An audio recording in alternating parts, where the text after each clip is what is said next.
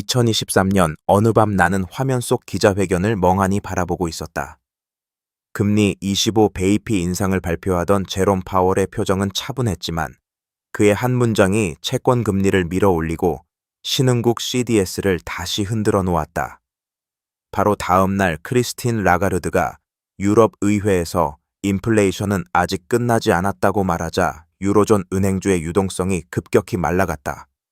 나는 오래된 노트를 펼쳤다.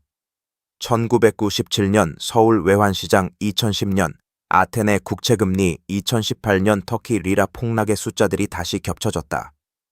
그들의 선택은 항상 멀리 있는 개인의 삶까지 번져갔다. 당신이 그 자리에 있었다면 물가와 실업 사이에서 어떤 버튼을 눌렀을까? 나는 서울의 겨울을 떠올렸다. 1997년 11월 청와대에서 긴급회의를 열던 김영삼은 외환 보유액이 바닥났다는 보고를 듣고 침묵했다고 기록돼 있다. 며칠 뒤 공항 활주로에서 구제금융 협상을 위해 도착한 미셸 캄데수의 손에는 조건서가 들려 있었다. 금리 인상, 긴축, 재정 구조조정. 그 선택은 한국 기업의 유동성을 말리고 원달러 환율을 1700원대까지 밀어 올렸다. 2023년 나는 다시 비슷한 숫자를 보았다. 한국은행 총재 이창용이 기준금리를 올리며 가계부채를 경고하던 날 강남 아파트 거래량은 절반으로 줄고 회사차의 스프레드는 벌어졌다. 정책은 항상 숫자로 시작하지만 끝은 사람의 표정에서 드러난다. 그 겨울에 대출을 안고 있던 가장이었다면 당신은 어떤 결정을 했을까? 나는 2022년 3월 워싱턴의 봄을 기억한다. 제롬 파월이 팬데믹 이후 처음으로 기준금리를 올리겠다고 선언하던 순간 미국 10년물 국채금리는 2%를 단숨에 돌파했다. 인플레이션은 8%를 넘고 있었고 그는 물가 안정을 되찾겠다고 말했다. 같은 시기 프랑크푸르트에서 크리스틴 라가르드는 유럽의 경기 둔화를 우려하면서도 긴축 대열에 합류할 수밖에 없다고 밝혔다. 금리 인상은 단순한 숫자 조정이 아니었다. 달러는 강세로 치솟았고 신흥국의 외화 부채는 순식간에 무거워졌다. CDS 프리미엄이 꿈틀거리기 시작했고 글로벌 유동성은 눈에 띄게 줄어들었다. 나는 그 흐름을 지켜보며 스스로에게 물었다. 인플레이션을 잡기 위한 선택이 또 다른 금융 불안을 깨우는 신호탄이 되는 건 아닐까? 당신은 그 균형을 어떻게 맞추겠는가? 나는 모니터 속 환율 그래프를 오래 바라보았다. 금리가 올라가면 달러는 강해지고 그 순간 신흥국 통화는 약해진다. 2018년 앙카라에서 레제프 타이이프 에르도안이 고금리는 모든 악의 어머니라고 말하며 중앙은행 인상을 막았을 때 터키 리라는 폭락했고 CDS는 500 베이피를 넘어섰다. 그해 중앙은행 총재였던 무라트 채팅카야는 뒤늦게 금리를 24%까지 올렸지만 자본은 이미 떠난 뒤였다. 나는 그 장면이 2023년 신흥국 채권 시장과 겹쳐 보였다. 달러 유동성이 줄어들자 부동산 프로젝트가 멈추고 기업의 외화부채 이자가 폭증했다. 금리라는 단 하나의 레버가 얼마나 많은 삶을 흔드는지 당신은 실감해 본 적이 있는가? 만약 그 밤 당신이 총재였다면 환율과 성장 중 무엇을 먼저 붙잡았을까? 나는 아테네의 오래된 사진을 꺼냈다. 2010년 봄 요르요스 파판드르가 재정적자 15%를 인정하자 국채금리는 폭등했고 CDS는 순식간에 위험 신호를 보냈다. 유럽중앙은행에서 장클로드 트리셰는 은행 유동성 공급을 고민하면서도 긴축을 요구했다. 그리스 은행 창구에는 예금을 찾으려는 사람들이 줄을 섰고 실업률은 25%를 넘어섰다. 나는 그 장면을 보며 생각했다. 금리는 단지 중앙은행의 숫자가 아니라 한 나라의 부동산 가격과 연금, 그리고 젊은 세대의 미래를 바꾼다. 2023년 한국 회사차의 시장에서 스프레드가 벌어질 때 나는 같은 냄새를 맡았다. 정책 결정이 시장을 흔들고 시장의 공포가 개인의 선택을 바꾼다. 만약 당신이 그리스의 평범한 공무원이었다면 예금을 남겨두었을까? 아니면 밤새 ATM을 찾았을까? 나는 부에노스아이레스의 여름을 떠올렸다. 2018년 페소가 하루에 10%씩 흔들리던 날 재무장관 니콜라스 두호븐에는 IMF와 긴급 협상을 발표했다. 대통령 마우리시오 마크리는 시장의 신뢰를 되찾겠다며 금리를 60%까지 올렸지만 CDS는 오히려 치솟았다. 달러화 부채가 많던 기업들은 숨이 막혔고 빵집과 택시기사의 대출 이자도 2배로 뛰었다. 나는 그때 깨달았다. 금리 인상은 인플레이션을 누르지만 동시에 환율 방어와 유동성 위축이라는 또 다른 그림자를 만든다. 2023년 8월의 발언 뒤에 아르헨티나 채권 가격이 다시 흔들릴 때 나는 그 도시의 식료품 가격표를 떠올렸다. 당신이 그 나라의 가장이었다면 달러를 사둘까? 아니면 내일을 믿어볼까? 나는 카라카스의 슈퍼마켓 진열대를 떠올린다. 2013년 이후 통제와 보조금 정책을 밀어붙이던 니콜라스 마두로는 유가 하락과 재정 적자를 화폐 발행으로 메우기 시작했다. 중앙은행 총재였던 넬손 메렌테스는 통화량 증가를 막지 못했고 볼리바르는 사실상 붕괴했다. 하이퍼 인플레이션은 수백만 %에 달했고 환율은 하루가 다르게 변했다. 금리는 의미를 잃었고 CDS는 계산조차 어려운 수준으로 치솟았다. 나는 이 장면을 보며 생각한다. 긴축이든 완화든 통화 신뢰가 무너지면 시장은 잔혹해진다. 2023년 달러 유동성이 줄어드는 환경에서 신흥국의 취약한 재정이 다시 시험대에 오르는 이유도 여기에 있다. 당신이라면 통화를 믿고 남아 있었을까? 아니면 국경을 넘었을까? 나는 다시 서울로 돌아왔다. 2022년 가을 레고랜드 사태로 회사차의 시장이 얼어붙었을 때 이창용은 긴급 유동성 프로그램을 승인했다. 그 며칠 전 워싱턴에서 제롬 파월은 금리는 더 오래 더 높게 라고 말했고 한국의 3년물 회사차의 금리는 6%를 넘어섰다. 부동산 PF 프로젝트는 멈췄고 건설 현장에 불이 꺼졌다. 환율은 1,400원을 넘었고 CDS 프리미엄도 서서히 고개를 들었다. 나는 그 밤 중소건설사 대표의 인터뷰를 들었다. 금리 1%가 아니라 생존이 걸린 문제입니다. 정책의 파문이 얼마나 빨리 개인의 삶에 닿는지 그때 다시 실감했다. 당신이라면 그 상황에서 투자를 멈췄을까? 아니면 마지막 자금을 끌어왔을까? 나는 프랑크푸르트와 워싱턴의 발언을 나란히 적어 내려갔다. 크리스틴 라가르드가 인플레이션 기대를 꺾어야 한다고 말한 날 이탈리아 10년물 국채금리는 다시 4%를 넘겼다. 동시에 제롬 파월은 점도표를 통해 고금리 장기화를 시사했다. 달러 인덱스는 상승했고 신흥국 통화는 일제히 약세를 보였다. 나는 2011년 로마를 떠올렸다. 당시 총리였던 실비오 베를루스코니가 시장의 신뢰를 잃자 국채 스프레드는 걷잡을 수 없이 벌어졌다. 금리는 신뢰의 함수다. 중앙은행의 한 문장 정치인의 한 선택이 채권 시장과 CDS 그리고 부동산 가격을 동시에 흔든다. 2023년의 긴축 기조가 반복될수록 나는 묻고 싶어진다. 과연 시장은 언제까지 이 높은 금리를 견딜 수 있을까? 당신은 그 신뢰를 믿고 투자하겠는가? 나는 2008년 워싱턴에 긴박했던 순간을 자주 떠올린다. 벤 버냉키는 금융 시스템이 붕괴 직전이라고 판단했고 재무장관 헨리 폴슨과 함께 TARP를 밀어붙였다. 그때는 유동성을 풀어 시장을 살리는 선택이었다. 그러나 2023년 제롬 파월의 고민은 정반대다. 물가를 잡기 위해 유동성을 거둬들이는 상황. 실리콘밸리 은행이 흔들리던 순간에도 그는 금리 인상을 멈추지 않았다. 그 결정 이후 지역은행 주가는 급락했고 상업용 부동산 대출의 연체율이 꿈틀거렸다. 금리는 올라가고 예금은 더 높은 수익을 찾아 이동한다. 나는 이 장면을 보며 생각한다. 위기 때마다 중앙은행은 다른 선택을 한다. 하지만 결과는 언제나 개인의 통장 잔고와 연결된다. 당신이라면 금융 시스템과 물가 중 어디에 더 무게를 두겠는가? 나는 2024년 초 서울의 부동산 중개업소에서 들은 한숨을 잊지 못한다. 기준금리 동결을 고민하던 이창용은 가계부채 1,800조 원을 경고했고 기획재정부 장관 추경호는 연착륙 대책을 발표했다. 그러나 워싱턴에서 제롬 파월이 고금리 장기화를 재확인하자 원달러 환율은 다시 1,350원을 넘었다. 주택담보대출 금리는 7%에 가까워졌고 전세 보증금 반환 사고가 늘었다. 정책의 시간과 시장의 시간은 다르게 흐른다.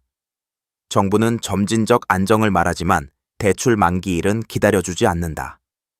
나는 그날 계약서를 찢고 돌아가는 신혼부부를 보았다. 금리 그래프 한 줄이 한 가정의 계획을 바꾼다. 당신이라면 그 순간 집을 샀을까? 아니면 더 기다렸을까? 나는 2022년 런던의 혼란을 떠올린다. 총리였던 리즈 트러스가 대규모 감세안을 발표하자 영국 국채금리는 급등했고 파운드화는 폭락했다. 영란은행 총재 앤드루 베일리는 긴급 국채 매입을 발표하며 연기금 붕괴를 막아야 했다. 재정 완화와 통화 긴축이 충돌한 순간이었다. 나는 그 장면을 보며 기록했다. 정책의 불일치는 시장을 가장 빠르게 자극한다. 같은 시기 제롬 파월은 인플레이션 억제를 강조했고 글로벌 금리는 동반 상승했다. 영국의 LDI 펀드가 흔들리자 유동성은 순식간에 증발했다. 국채라는 가장 안전하다는 자산도 금리 환경이 바뀌면 위험해진다. 당신이라면 그때 연금을 맡긴 시민이었다면 정부를 믿고 기다렸을까? 아니면 자금을 옮겼을까? 나는 2023년 여름 도쿄에서 들려온 한 문장을 오래 곱씹었다. 일본은행 총재 우에다 가조오가 수익률 곡선 통제 완화를 시사하자 엔화는 급등락을 반복했다. 재무상 스즈키 슈니치는 환율 개입 가능성을 언급했지만 시장은 이미 글로벌 금리 격차를 계산하고 있었다. 그 틈에서 제롬 파월의 고금리 신호는 다시 달러 강세를 밀어 올렸다. 일본의 초저금리와 미국의 고금리 사이에서 캐리 트레이드는 흔들렸고 글로벌 유동성의 방향도 달라졌다. 나는 이 흐름을 보며 깨달았다. 한 나라의 금리 정책이 다른 나라의 환율과 부동산, 그리고 기업 투자까지 바꾼다. 당신이 그 시장의 투자자였다면 엔화를 팔고 달러를 샀을까? 아니면 반대로 움직였을까? 나는 2015년 베이징의 밤을 떠올린다. 인민은행 총재였던 저우 샤오촨이 위안화 평가절하를 허용하자 글로벌 증시는 출렁였다. 국가주석 시진핑은 성장률 방어를 강조했지만 자본 유출은 멈추지 않았다. 위안화가 흔들리자 원자재 가격이 떨어지고 신흥국시 DS가 동시에 뛰었다. 나는 그때 알았다. 금리와 환율은 국경을 모른다. 2023년 제롬 파월의 긴축 기조가 계속되자 중국 부동산 개발사의 달러차의 금리가 급등했고 홍콩 시장의 유동성도 줄어들었다. 정책은 언제나 연결돼 있다. 워싱턴의 선택이 베이징의 건설 현장을 멈추고 그 여파가 다시 서울의 철강 주문을 줄인다. 당신이라면 그 사슬을 끊기 위해 어떤 결정을 내렸겠는가? 나는 다시 1997년 서울로 돌아간다. 당시 부총리였던 강경식은 외환 방어를 위해 금리를 급격히 올렸고 곧이어 대통령에 당선된 김대중은 구조조정과 시장 개방을 약속했다. 원달러 환율은 폭등했고 기업들은 줄도산했다. 그러나 고금리는 자본 유입을 되돌리는 신호이기도 했다. 나는 그 장면을 기록하며 깨달았다. 금리 인상은 고통을 동반하지만 때로는 신뢰를 회복하는 마지막 수단이 된다. 2023년 제롬 파월이 같은 논리로 긴축을 유지할 때 나는 IMF 시절의 서울거리와 겹쳐보았다. 그때 당신이 기업의 대표였다면 구조조정을 선택했을까? 아니면 마지막까지 버텼을까? 나는 2021년 앙카라의 또 다른 밤을 떠올린다. 중앙은행 총재 샤하프 카부조울루가 대통령 레제프 타이프 에르도안의 압박 속에 금리를 내리자 리라는 다시 폭락했고 외환 보유액은 빠르게 줄었다. 시장은 금리보다 신뢰를 먼저 본다. 같은 시기 워싱턴에서 제롬 파월은 긴축 전환을 준비하며 인플레이션 기대를 낮추겠다고 말했다. 터키의 선택과 미국의 선택이 만들어낸 금리 격차는 자본 흐름을 단숨에 바꿨다. CDS는 치솟고 기업의 외화 부채 이자는 감당할 수 없는 수준이 됐다. 나는 그 장면을 보며 생각했다. 정책은 정치와 시장 사이에서 줄타기를 한다. 당신이 그 총재였다면 통화를 지키기 위해 권력과 맞섰을까? 아니면 침묵했을까? 나는 2012년 브뤼셀 회의장을 떠올린다. 유럽중앙은행 총재였던 마리오 드라기가 유로를 지키기 위해 무엇이든 하겠다. 고 말했을 때 스페인과 이탈리아 CDS는 빠르게 안정됐다. 그 옆에서 독일 재무장관 볼프강 쇼이블레는 재정 규율을 강조했다. 신뢰의 언어와 긴축의 언어가 동시에 작동한 순간이었다. 나는 그 장면을 떠올리며 2023년의 제롬 파월을 생각했다. 그는 아직 무엇이든 하겠다가 아니라 금리를 더 오래 유지하겠다고 말하고 있었다. 시장은 그 차이를 읽는다. 유동성의 약속이 없는 긴축은 더 큰 불안을 낳기도 한다. 당신이라면 어느 쪽을 더 믿겠는가? 무제한 유동성의 약속인가?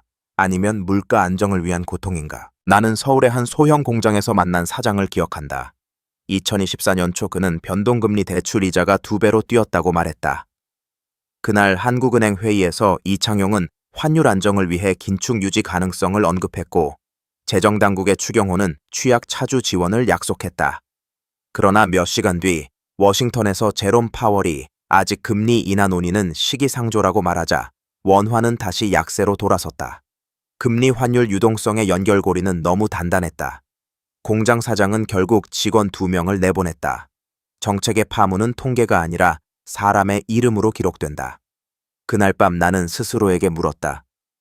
당신이 그 사장이었다면 더 빚을 내 버텼을까? 아니면 문을 닫았을까? 나는 마지막으로 2025년 초 워싱턴의 발언록을 다시 읽었다. 제롬 파월은 인플레이션이 완전히 꺾이기 전까지 금리를 서둘러 내리지 않겠다고 말했다. 그날 서울에서는 이창용이 가계부채와 환율 사이에서 고민하고 있었다. 유럽에서 크리스틴 라가르드는 경기 침체 위험을 인정하면서도 긴축을 이어갔다. 세 사람의 선택은 서로 다른 대륙에서 내려졌지만 결과는 하나의 그래프로 이어졌다. CDS가 조금씩 올라가고 부동산 거래가 줄고 청년의 대출 계획이 멈췄다. 나는 수십 년의 기록을 넘기며 깨닫는다. 금융 불안은 어느 날 갑자기 오지 않는다. 정책의 작은 균열이 쌓여 임계점을 넘는 순간 찾아온다. 지금 우리가 서 있는 이 자리에서 당신이라면 어떤 선택을 남기겠는가? 나는 기록을 덮지 못한 채 창밖을 바라본다. 2001년 아르헨티나가 디폴트를 선언하기 전 재무장관 도밍고 카발로는 페소 달러 고정환율을 지키려 금리를 끌어올렸다. 그 뒤 대통령 페르난도 데에라 루아는 은행 예금 인출 제한을 승인했고 시민들은 냄비를 두드리며 거리로 나왔다. 정책은 시스템을 지키려 했지만 사람들의 신뢰는 이미 무너져 있었다. 나는 그 장면을 떠올리며 2025년의 금리 그래프를 본다. 제롬 파월의 선택이 옳든 그르든 고금리의 시간은 누군가의 집을 팔게 만들고 누군가의 창업을 멈추게 한다. 금융의 역사 속에서 위기는 늘 반복됐다. 그러나 매번 다른 이름의 사람들이 그 대가를 치렀다. 지금 이 순간 당신의 통장과 선택도 그 이야기 속에 있다면 우리는 어떤 결말을 준비하고 있는 걸까? 나는 최근 의회 청문회 장면을 다시 본다. 재무장관 제닛 옐런은 미국의 재정 적자가 관리 가능하다고 말했지만 국채 발행 규모가 늘어나자 장기 금리는 다시 꿈틀거렸다. 그 옆에서 제롬 파월은 통화 정책은 재정과 별개라고 선을 그었다. 그러나 시장은 두 사람의 발언을 하나의 신호로 읽는다. 국채 금리 상승은 전 세계 자금의 기준이 되고 달러 강세는 신흥국 환율과 CDS를 압박한다. 서울의 아파트 분양가, 아테네의 국채, 스프레드 부에노스 아이레스의 물가표까지 하나의 선으로 이어진다. 나는 오랜 기록을 넘기며 묻는다. 정책은 독립적이라 말하지만 결과는 연결되어 있다. 지금 이 고금리의 끝에서 당신은 현금을 쥐고 기다릴 것인가? 아니면 다시 위험을 선택할 것인가? 나는 마지막 장을 넘기며 한 장면을 떠올린다. 2025년 봄 IMF 회의장에서 총재 크리스탈리나 거르기에바는 부채와 금리의 교차점에서 새로운 위기가 자랄 수 있다고 말했다. 그 옆에서 한국 대표로 참석한 이창용은 가계부채 구조 개선 없이는 어떤 완화도 위험하다고 답했다. 그리고 워싱턴에서 제롬 파월은 여전히 인플레이션 기대를 가장 두려운 변수로 언급했다.